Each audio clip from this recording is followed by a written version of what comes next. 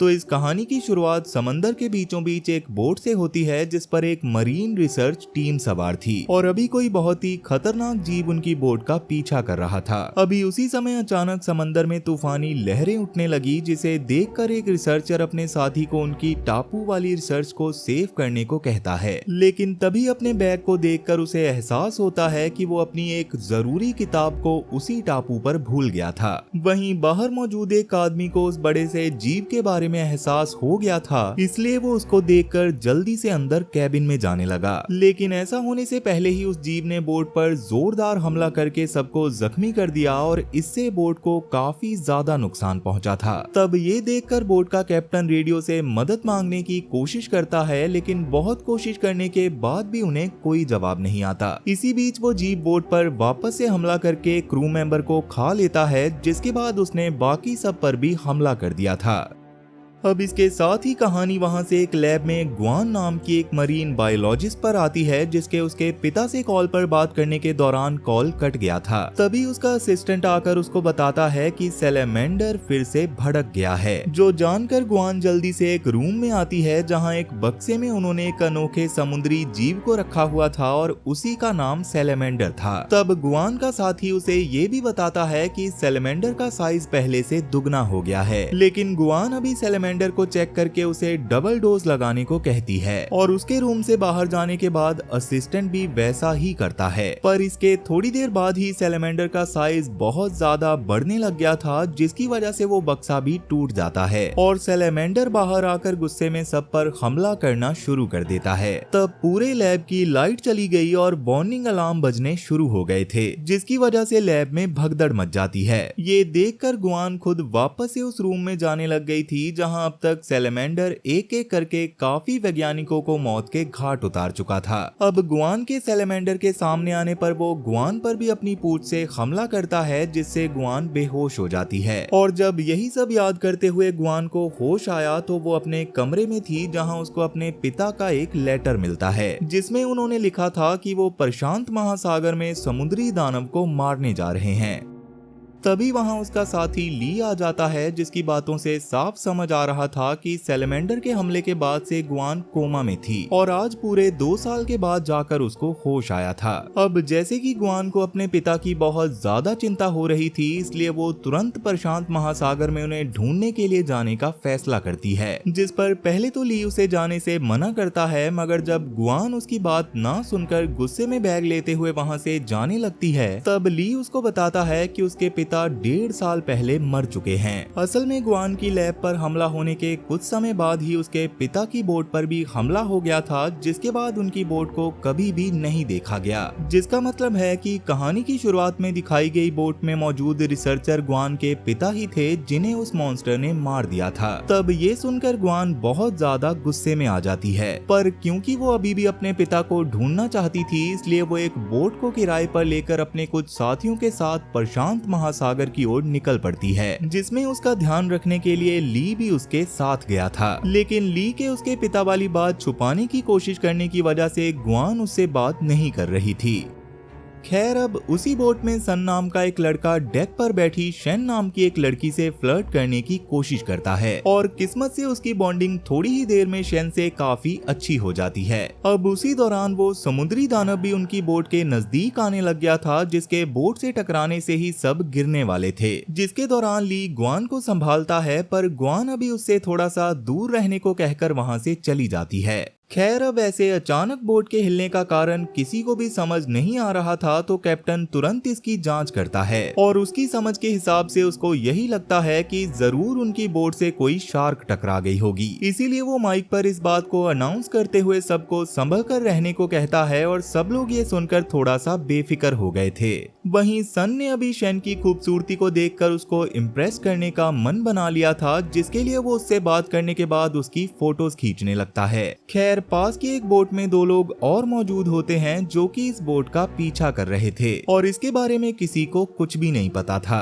इधर सन शेन से बातचीत करते हुए अंदर आ जाता है जहां शेन अपनी फोटोज को देख रही थी, मगर तभी उसको अचानक से कुछ याद आता है और वो सन से पूछती है कि क्या तुमने प्रशांत महासागर में मौजूद उस समुद्री दानव के बारे में सुना है जो कि उसी इलाके के आसपास रहता है जिसमें अभी वो लोग थे। लेकिन इस बात को सुनकर सन हंसते हुए शेन से और ज्यादा फ्लर्ट करता है क्योंकि उसके हिसाब से ऐसे दानव बस किस्से कहानियों में ही होते हैं। तब शेन उसको एक कपल के बारे में बताती है जो छुट्टियां मनाने इसी जगह पर आए थे, लेकिन उनके ऊपर समुद्री दानव ने हमला करके उन्हें खत्म कर दिया था। मगर अभी भी सन को उसकी बात पर भरोसा नहीं होता और यही बोलते हुए वो शेन के लिए एक बियर लेने नीचे चला जाता है, जहां बियर में उसने ड्रग्स भी मिला दिए थे क्योंकि उसका शेन के साथ गलत करने का इरादा था। अब उसके वापस ऊपर जाते समय समंदर में अचानक हलचल होने लगती है और सन को कुछ समझ में आने से पहले ही समुद्री दानव अपनी जीभ से उसको पानी में खींच लेता है, लेकिन उस दौरान उसका मोबाइल नीचे ही गिर गया था।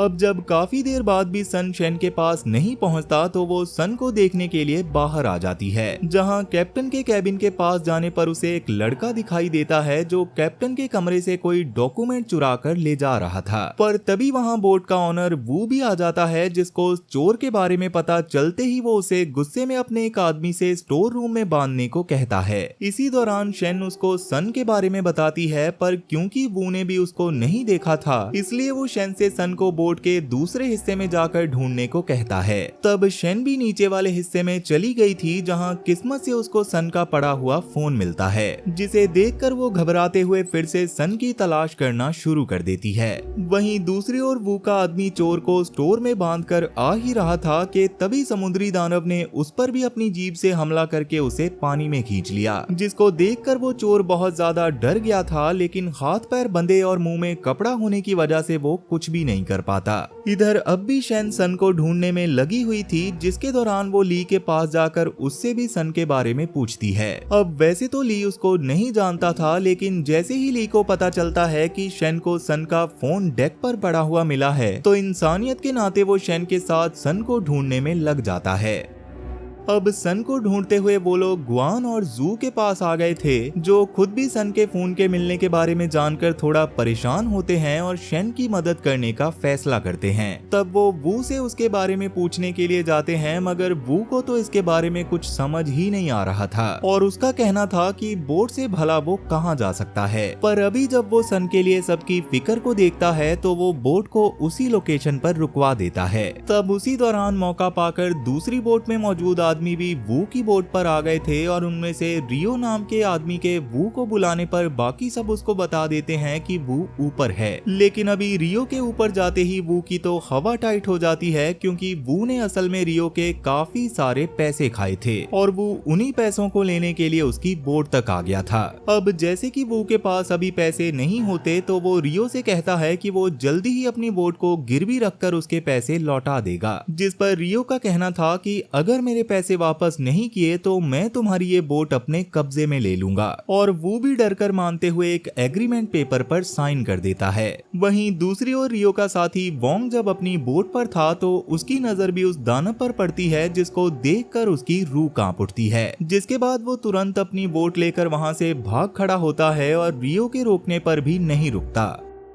तभी अचानक से समुद्री दानव वू की बोट पर हमला करता है, जिससे बोट लड़खड़ाने लगती है, लेकिन जैसे तैसे सब लोग अपने आप को संभाल लेते हैं। तभी वो दानव समंदर से बाहर आ जाता है, जिसे देखते ही सबकी हालत पूरी तरह से खराब हो गई थी। लेकिन इससे पहले कि वो कुछ समझ पाते, दानव समंदर की गहराई में जाकर नीचे से बोट को जोरदार टक्कर मारने लगता है, जिसकी वजह से वू ने जल्दी से कैप्टन को शिप चलाने को कह दिया था। लेकिन गुआन जानती थी कि वो दानव इतनी आसानी से उनका पीछा नहीं छोड़ेगा। तब खतरे को अपनी ओर आता हुआ देखकर वू सबको बोट में रखे हुए हथियारों के बारे में बताता है और जल्दी ही वो सब अपने अपने हिसाब से हथियारों को अपने पास रख लेते हैं। ली और रियो ने अपने पास धनुष रखा था और गुआन ने खुद एक फ्लेयर गन उठा ली थी। इसके साथ ही ली वहां बंधे हुए शख्स को भी आजाद कर देता है, जिसे भी उस दानव के बारे में पहले से ही पता था। खैर अब सब लोग हथियार लेकर बाहर आ जाते हैं और दानव के आने का इंतजार करने लगते हैं। फिर दानव भी समंदर की गहराई से गुर्राता हुआ बाहर आता है, जिसे देखकर वो इतना ज्यादा डर गया था कि हड़बड़ाहट में वो वापस से बोट को बंद कर देता है। तब रियो ने दानव पर तीरों से हमला करना शुरू कर दिया था, लेकिन उस दानव पर इसका कोई असर नहीं होता। इतने में ही ली भी दानव पर हमला करता है, जिससे दानव का पारा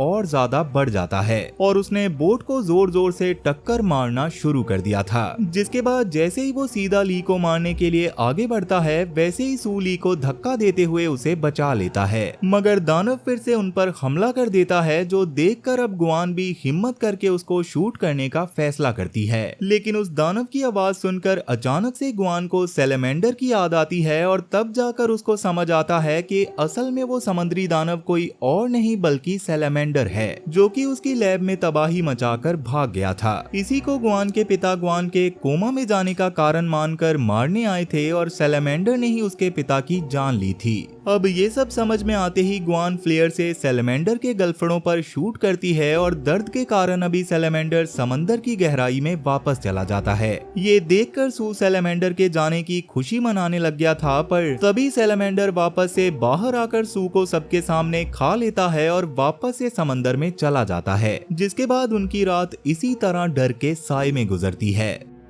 खैर, अभी वो चोर जिसने वू के कमरे से डॉक्यूमेंट्स चोरी किए थे, वो वू से गुस्से में कहता है कि तुम बोट को यहाँ जानबूझकर लाए हो ताकि इसको डुबाकर तुम इंश्योरेंस का पैसा वसूल कर सको। तब ये सुनकर रियो भी वू को पकड़कर उससे इस बात की एक्सप्लेनेशन मांगता है, लेकिन वू के कुछ कहने से पहले ही चिल्लाने की आवाज सुनकर गुआन भी वहाँ पहुँच जाती है, जिसके हिसाब से उन्हें बाहर से किसी की मदद लेने की जरूरत थी। इतना बताकर वो कैप्टन के कंट्रोल रूम में जाती है और रेडियो के जरिए किसी से बात करने की कोशिश करती है, लेकिन तभी उसको रियलाइज होता है कि रेडियो को जानबूझकर किसी ने खराब किया हुआ था। अब वैसे ये काम भी वू का ही होता है ताकि वो बोट को डुबाने के बाद दिखा सके कि वो रेडियो के खराब होने की वजह से डूबते वक्त मदद नहीं मांग पाया। तब ली रेडियो को ठीक करने में लग जाता है और वू अपने पास मौजूद एक सैटेलाइट फोन के बारे में बताता है जो उसने छुपा कर रखा हुआ था। ये सुनकर गुआन उससे सैटेलाइट फोन लेने को कहती है और खुद ली के साथ रेडियो ठीक करने में लग जाती है। तब रेडियो ठीक करके उन्होंने सुरक्षा दल से संपर्क तो बना लिया था, लेकिन जीपीएस सिस्टम काम ना करने की वजह से वो अपनी लोकेशन के बारे में उन्हें नहीं बता पाए थे।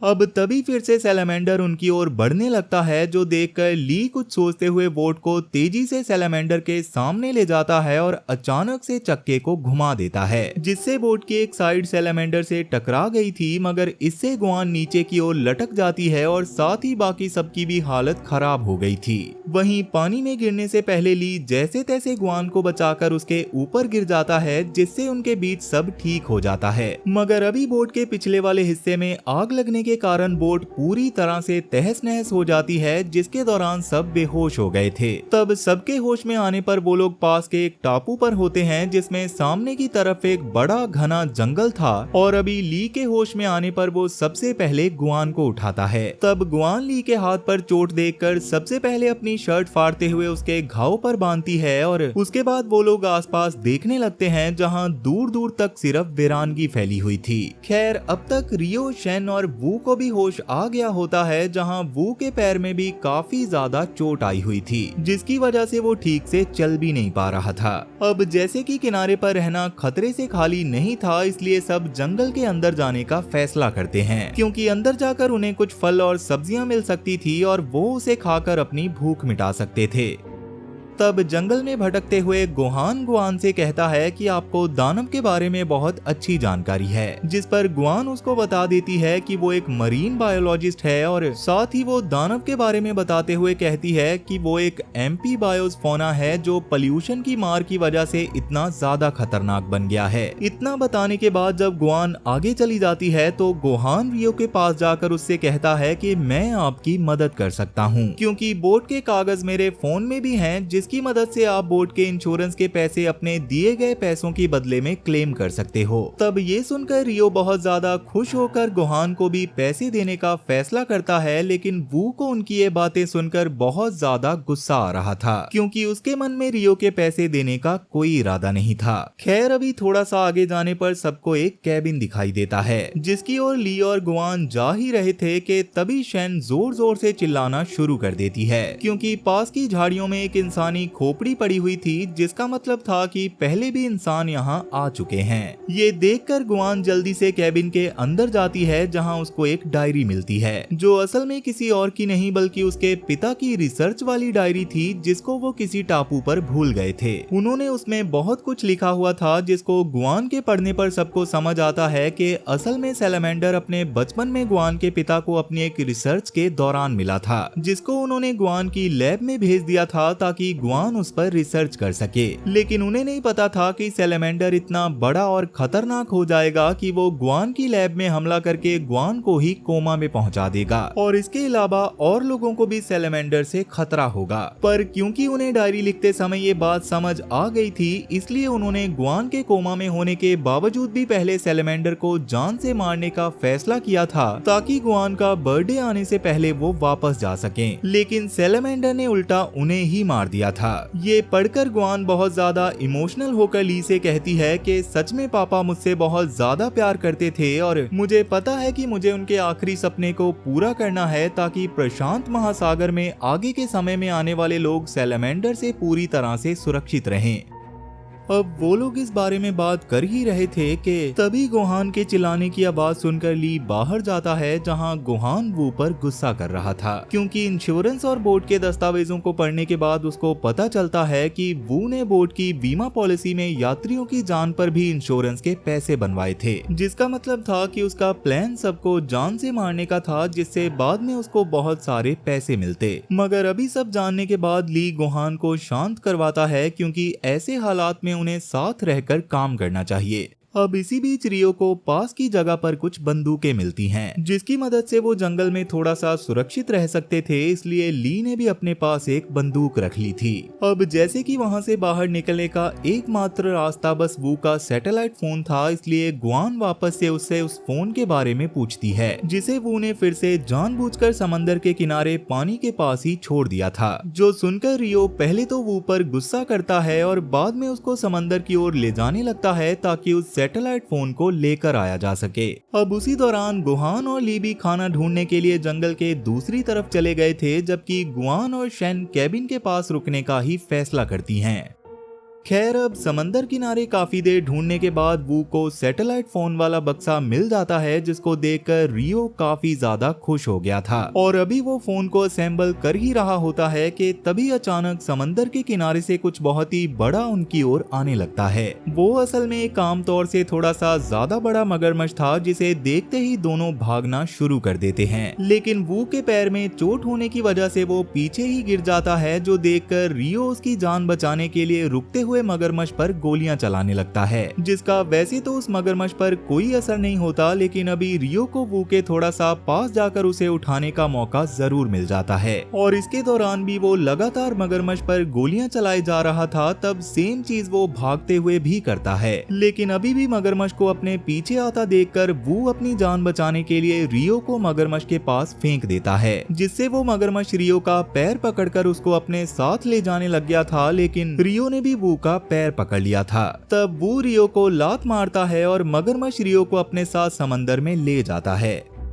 खैर, अब तक गोलियों की आवाज सुनकर ली, शेन, गुआन और गोहान भी किनारे की तरफ आने लग गए थे, लेकिन वो उन्हें सैटेलाइट फोन देते हुए कहता है कि रियो को एक बहुत बड़े मगरमच्छ ने मार दिया है। तब गोहान उसको देखकर समझ गया था कि उसने जानबूझकर रियो को मारा है, और इसकी वजह से गोहान उसको मारने भी वाला था, मगर ली उसको रोकते हुए बाद में वो को पुलिस के हवाले करने का फैसला करता है। खैर, अब तक गुआन ने भी सुरक्षा दल से बात करके उन्हें अपने टापू के बारे में बता दिया था, पर वहां तक पहुंचने में सुरक्षा दल को 24 घंटे का समय लगने वाला था। तब ये सुनकर सब थोड़ा सा परेशान होते हैं, लेकिन अभी वो जंगल में वापस जाने का फैसला करते हैं। तब चलते चलते उन्हें रात हो जाती है, और तभी पास में मौजूद एक घोंसले से ली के कानों में कुछ भिन भिनाने की आवाज आती है। पर जैसे ही ली ने उस घोंसले के अंदर झांका, तो भारी तादाद में चमगादड़ बाहर निकलकर सब पर हमला करने लगे, जिसके दौरान वैसे तो सब लोग थोड़ा सा दूर आ गए थे, लेकिन गुहान चमगादड़ के झुंड में फंसा रह गया था और अपने आप को बचाने की कोशिश कर रहा था।